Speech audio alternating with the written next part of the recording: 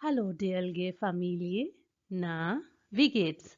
आज की वीडियो थोड़ी डिफरेंट है। इसमें हम देखेंगे मेरे टॉप फेवरेट 20 जर्मन एक्सप्रेशंस और ये एक्सप्रेशंस आपको स्पीकिंग में हेल्प करेंगे। और जो लोग जर्मनी में हैं वो तो ये वीडियो ज़रूर देखें क्योंकि इसमें बहुत सी डिफरेंट सिचुएशंस में जो हम जर्मन एक्सप्रेशंस यूज़ कर सकते हैं वो होंगे। जो लोस गेट्स। अगर आप किसी की बात से एग्री कर रहे हैं तो आप ये फ्रेजेस यूज़ कर सकते हैं। Das stimmt, stimmt, richtig, genau। इनके वैसे मतलब हैं That's right, agreed, right, exactly। अब हम देखेंगे कि एक और तरीके से हम किस तरह से एग्रीमेंट शो कर सकते हैं। Ich gebe dir recht oder ich gebe Ihnen recht। ये थोड़ा सा लेंथी फॉर्म है एग्रीमेंट शो करने का और पिछली स्लाइड में आपने देखे वो शॉर्टर वर्जन्स थे। इनका मतलब सेम ही है। इस एक्सप्रेशन का मतलब है आई एग्री विद यू, लेकिन आपको पता है ये इनफॉर्मल होगा और ये फॉर्मल होगा। तो इस तरह से आप अपनी एग्रीमेंट शो कर सकते हैं किसी भी मामले में। अगर किसी ने कोई काम अच्छा किया है और आप उसको अप्रिशिएट करना चाहते हैं तो इन दो तरीकों से आप उसको कर सकते हैं। ये शॉर्टर वर्जन है गुट gemacht यानी वेल डन, और इसमें आप ये भी कह सकते हैं das hast du gut gemacht, ये तुमने बहुत अच्छा किया है। oder das haben sie gut gemacht। तो इस तरह से आप उनको अप्रिशिएट कर सकते हैं ताकि वो आगे भी इस तरह से अच्छा परफॉर्म करते रहें। आपकी फ्रेंड ने आपको एक ऐसी बात बताई है जिस पर आपको यकीन ही नहीं आ रहा, तो आप उसको इस तरीके से रिप्लाई कर सकते हैं। Wirklich? Das ist ja unglaublich। यहाँ पर या का मतलब हाँ नहीं है।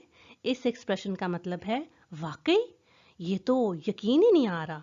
तो यहाँ पर या तो के मतलब में आता है। तो इस तरह से आप अपने सरप्राइज को जर्मन लैंग्वेज में इंडिकेट कर सकते हैं।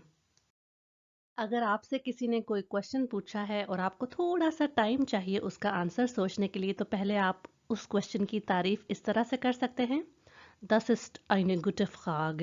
ये तो अच्छा सवाल है, और आगे से आप फिर उसका रिप्लाई दे सकते हैं। तो ये वैसे अप्रिसिएशन के लिए भी एक्सप्रेशन आप यूज़ कर सकते हैं और थोड़ा सा टाइम लेने के लिए कि आप अपना आंसर अपने जहन में बना लें, उसके लिए भी यूज़ करते हैं।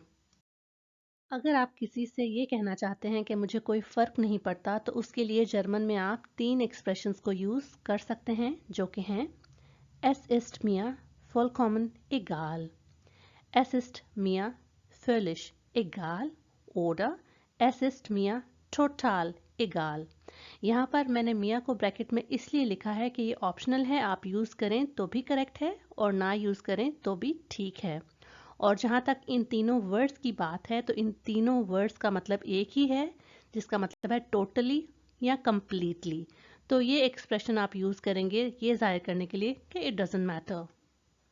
आपके दोस्त ने कोई ऐसी बात की है जिसकी आपको बिल्कुल समझ नहीं आई, तो आप अपनी कंफ्यूजन इस तरह से जाहिर करेंगे Das verstehe ich aber gar nicht। लेकिन ये तो मुझे बिल्कुल समझ ही नहीं आई। आपके दोस्त ने कोई ऐसी बात की है कि आप उसको जवाब में कहना चाहते हैं तुम सीरियस नहीं हो सकते, तो आप उसको जर्मन में कहेंगे Das kann nicht dein Ernst sein। और ernst का मतलब सीरियसनेस होता है। आप अपने दोस्त के साथ कोई ऐसा काम कर रहे हैं जिस पे आपको फिर से सोचना पड़ेगा, देखना पड़ेगा उसको, और आप यही उससे कहना चाह रहे हैं कि let's have a look at it again, तो आप कहेंगे Lass uns das nochmal schauen। nochmal फिर से, schauen देखना, और lass uns देखें बिल्कुल इंग्लिश जैसा है let us। अब अपनी दोस्त के साथ कोई चीज़ प्लान कर रही हैं और कुछ आइडियाज़ चाहिए, तो एकदम से आपके जहन में कोई आइडिया आता है और आप अपनी फ्रेंड को उसके बारे में बताना चाहती हैं, तो एकदम से आप कहेंगी Weißt du was? Ich habe eine Idee। Weißt du was expression बिल्कुल इंग्लिश जैसा है You know what? I have an idea। और लेकिन ये है थोड़ा डिफरेंट है इंग्लिश से। वहाँ पर You know what आता है और यहाँ पर Weißt du was वर्ब पहले आया है। आप कोई चीज़ याद करने की कोशिश कर रहे हैं और बहुत देर से कोशिश कर रहे हैं और वो चीज़ आपके जहन में आ ही नहीं रही, तो आप अपनी फ्रस्ट्रेशन इस तरह से शो करेंगे अपने फ्रेंड के साथ ओ मन es fällt mir momentan nix ein। मेरे जहन में इस वक्त कुछ नहीं आ रहा। ein einfallen का मतलब है to come in somebody's mind। अगर आपको किसी को गुड लक विश करना है तो आप सिंपली ये भी कह सकते हैं फील ग्लुक oder फील Erfolg, लेकिन फॉर्मली ये एक्सप्रेशन आप यूज कर सकते हैं Ich drücke Ihnen die Daumen, I have my fingers crossed for you। आप और आपके फ्रेंड ने कोई ऐसी टास्क सॉल्व करनी है जो कि काफ़ी डिफ़िकल्ट है, लेकिन आप उसको मोटिवेट इस तरीके से कर सकते हैं Ich glaube, das können wir schaffen, मुझे लगता है हम ये कर सकते हैं। अगर आप इस तरह का एक्सप्रेशन यूज़ करके किसी से क्वेश्चन करेंगे तो वो बहुत फ्रेंडली मैनर में होगा और वो आपसे कनेक्ट कर पाएगा और ये भी देखेगा कि आप कितनी अच्छी जर्मन यूज़ कर रहे हैं। इस तरह से Ich habe eine Frage und zwar, wo kann ich eine Pfanne kaufen? मेरा एक सवाल है और वो ये है कि मैं कहाँ से एक पैन खरीद सकता हूँ। यहाँ पर उन स्वा अगर इंग्लिश में देखा जाए तो उसका मतलब बनता है नेमली, लेकिन इस जैसा एक्सप्रेशन मुझे नहीं लगता कि हम इंग्लिश में कोई यूज़ करते हैं। अब हम स्वा का एक और मीनिंग देखेंगे जो कि जर्मन लैंग्वेज में यूज़ किया जाता है किसी भी चीज़ की एडवांटेज और डिसएडवांटेज को शो करने के लिए। हमने पैन ढूंढा था पिछली स्लाइड में, अब हमें पैन मिल गया है और हम उसके बारे में बात कर रहे हैं। Die Pfanne ist zwar teuer, aber hat sehr gute Qualität। Pan दो के महंगा है लेकिन बहुत अच्छी क्वालिटी का है। और क्वालिटेट आपने नोट किया, बिल्कुल इंग्लिश क्वालिटी जैसा ही वर्ड है, लेकिन जर्मन नाउन्स को हम कैपिटल लेटर से स्टार्ट करते हैं।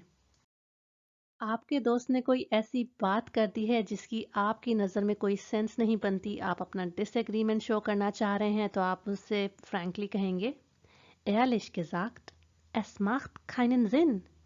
सच कहूँ इसकी कोई सेंस नहीं बनती। अगर आपको कोई काम करना अच्छा लगता है, एक्साइट करता है, तो आप सिंपली जर्मन लैंग्वेज में उसको कह सकते हैं Es macht mir Spaß, it is fun for me. जैसे कि यहाँ पर मैंने एक Zusatz यूज़ करके एक एक्सप्रेशन बनाया है जो कि है Neue Bücher zu lesen macht mir immer Spaß, मुझे हमेशा अच्छा लगता है नए किताबों को पढ़ना। कमिंग वीकेंड आपके ऑफिस कोलीग्स जा रहे हैं क्लेटन करने, क्लेटन कहते हैं क्लाइंबिंग, और उनमें से एक कोलीग आपसे पूछता है अगर आप भी आना चाहते हैं तो आप उसको रिप्लाई कर सकते हैं Ja klar, das würde ich auch mal ausprobieren। Of course, I would also try it। आप किसी चीज़ को असेस कर रहे हैं और अपने फ्रेंड का ओपिनियन उस बारे में जानना चाह रहे हैं तो आप उससे पूछ सकते हैं Kann man das eigentlich einfach so einschätzen? क्या कोई इस तरह से सिंपली इसको एस्टिमेट कर सकता है? किसी ने आपको क्वेश्चन पूछने की इम्पोर्टेंस जाहिर की है और जब बात कंक्लूड होने लगी तो आप कह सकते हैं Also, das heißt, wer nicht fragt, der nicht gewinnt। ये एक ईडियम है जिसका मतलब है जो सवाल नहीं करता वो जीतता नहीं, और also का मतलब so, Das heißt इसका मतलब है, और आगे आपने वो बात कह दी। और इनके अलावा कुछ बेसिक एक्सप्रेशंस भी हैं जैसे कि ना का मतलब मैंने आपको बताया हुआ है, व्हाट्सअप इसका मतलब है। इसके अलावा या इसका मतलब है कि ओ वेल, जब आप बात को कंक्लूड करना चाह रहे हैं तो आप इस एक्सप्रेशन से स्टार्ट कर सकते हैं। उसके अलावा है अख जो, ये कहते हैं ये यूज़ करने के लिए कि आई सी, अगर आपको किसी बात का नहीं पता था तो आप फिर उसके रिप्लाई में ये कह सकते हैं अख जो। और चा इसका मतलब भी है ओ वेल। अच्छा, इसके अलावा और भी बहुत सारे हैं लेकिन मैंने इस वीडियो में जस्ट अपने फेवरेट ही एक्सप्रेशंस कवर किए हैं। आप अपने फेवरेट जर्मन एक्सप्रेशंस मुझे कमेंट सेक्शन में ज़रूर बताएं। मेरी वीडियो देखने का बहुत शुक्रिया। उम्मीद करती हूँ कि ये आपको अच्छी लगी होगी। अगर आपको पसंद आई है तो मुझे लाइक और कमेंट करके बताइए। ये चैनल और वीडियोस अगर आपकी हेल्प कर रहे हैं तो अपने लैंग्वेज लर्निंग फ्रेंड्स के साथ इनको शेयर करना एक अच्छा आइडिया हो सकता है। कि इन टॉपिक्स पर आप और वीडियोज़ देखना चाहते हैं ये मुझे कॉमेंट सेक्शन में बता सकते हैं। मैं मिलती हूँ आपको नेक्स्ट वीडियो में। बिस बाल्ड।